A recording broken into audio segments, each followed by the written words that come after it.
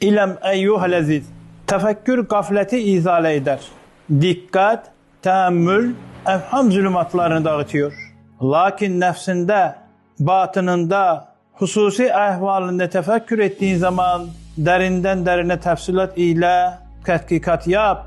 Fakat afaki, harici, ümumi ehvalata teammül ettiğin vakit sathi, icmali düşün. Tafsilata geçme. Çünkü icmalde, fezlekede olan kıymet ve güzellik tafsilatında yoktur. Hem de afaki tefekkür dipsiz denize benziyor. Sahili yoktur. İçine dalma, boğulursun. Arkadaş, nefsi tefekkürde tefsilatlı, afaki tefekkürde ise icmali yaparsan vahdete tekerrüb edersin. Aksini yaptığın takdirde kesret fikrini dağıtır. Efham seni havalandırır, enaniyetin kalınlaşır.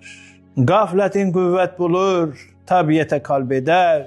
İşte delalete isal eden kesret yolu budur.